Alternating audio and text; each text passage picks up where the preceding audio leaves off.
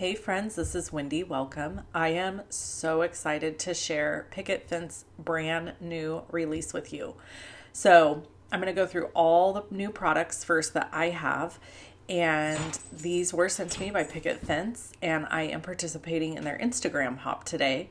So you're going to want to make sure to go to Instagram because they're giving away a $50 gift card. So go over there after you watch my video to get the details on that. Sorry about that, guys. So, as you can see, their whole release, almost the whole release, is very focused on puppies and kitties, and that makes my heart want to burst. Look how cute this stuff is. So, I will keep these in my collection forever. Oh, we do have this beautiful Southern Magnolia background stamp. That is from my buddy Kelly. She illustrated that. We've got this beautiful thanks die. It's a really big die that says thanks. And I'm kind of moving things out of the way here so you can see everything. And then we've got some beautiful stencils. And the cool thing about these stencils is they're big. So they stencil a large area so you could get more than one card out of them. And then these cool postage dies. Aren't these cool? So many cool products over on the Picket Fence Studios website. I'm going to link to their site below the video. And I will do a link to the supply list and the blog post. Okay, so here we have a circle that I cut using just some circle dies, and I'm putting it on my DIY stamping template that I made, and I have a video for how to make these, but they're really cool because what it is telling me is it's giving me a guide as to where I can put sentiments. That's what it's intended for originally, so that they get stamped around in a circle. But I thought, what if I used a bunch of little images to fill a space? So I'm filling this space in between the two, in between this triangle, below the line that shows me like as far as I can go for this, circle. Does that make sense? I'm going to try to explain it one more time. So I put the circle on there, and underneath this that maybe you can't see, there's lines that make squares. So I know I have to stay within that line and within the two lines that make the triangle on each side. And if I do that, I will be able to repeat stamp this image. Okay, I'll be able to repeat stamp all of these images together in a cluster. So you're going to see right here how I'm going to do this. So I'm going to go ahead and pick these up on my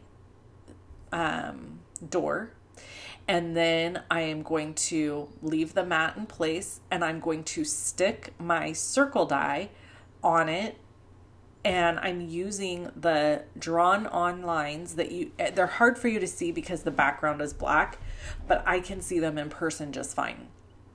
I had a little goober there on my cardstock. So here I'm going to get this all centered up as best I can. Okay, so it's very centered. And now I am going to ink up these images. And I did try this, BT dubs. I tried this before I showed you. Okay, so I knew this would work. So I'm going to ink up these images and I'm going to stamp them just like that. And now they're just stamped in just that little area in the V shape, going edge to edge and overhanging the edge of the circle, which is what I wanted.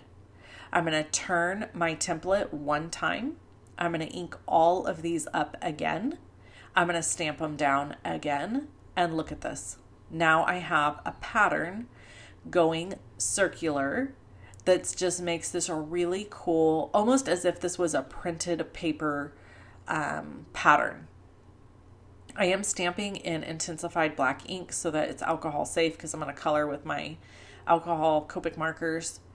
And we're just going to keep repeating this process. Now, if you want to know how to make these stamping templates, I have four or five of them, 4 or 5, for different sizes and different looks and stuff like that. I did an entire video on how to create these templates. So I will link to that below the video also. I hope to remember to link to all these things. In the video description where you click the little more area, there is going to be like some blurbs about this video. You just want to scroll beyond that, and that's where all my links are. Okay, so here I am just coloring each one. I've sped this up to 20 times its normal speed because it's a lot of coloring. So I really wasn't particular about the colors I used. I just grabbed a red, orange, yellow, green, and blue, and I did two-tone. So it's just a lighter and a darker. That's it. There's no super fancy shading here. I get a little bit fancier with the shading on the puppies because they're bigger, but for all these little bits and pieces, I did not do fancy shading at all. So I'm just going to color all of these images in, and then we're going to assemble the card. So on this part, I'm going to use some white ink, stamp on black cardstock, and then I'm going to use some white embossing powder to cover the sentiment. I have found stamping my sentiments in white ink is a game changer for my embossing.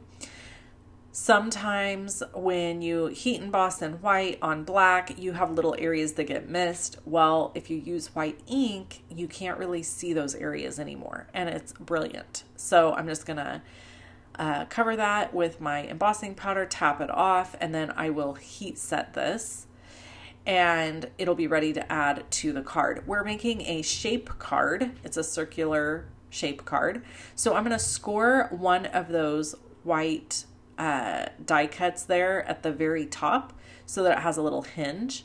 I'm still getting used to this new trimmer / scoring tool. I'm not sure about it just yet because I'm still getting used to it. I just got it from the Black Friday sales. All right, so here I'm going to use some 1/8 of an inch double stick tear and tape, and then I'm going to put these two together, which will then create my circular shape card.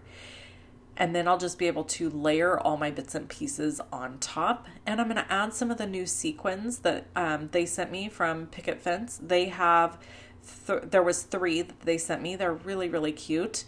I love their sequin mixes, and I love the containers they come in.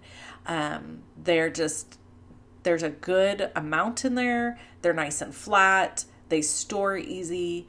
I just love them. So if you're looking for good sequin mixes and like filler bits, I highly recommend checking out Picket Fence. But the best part, the very best part of this whole release is all the puppy dogs. You guys know, if you've been around here any length of time, we are dog people in this house. We've had cats off and on. They're usually mousers or barn cats.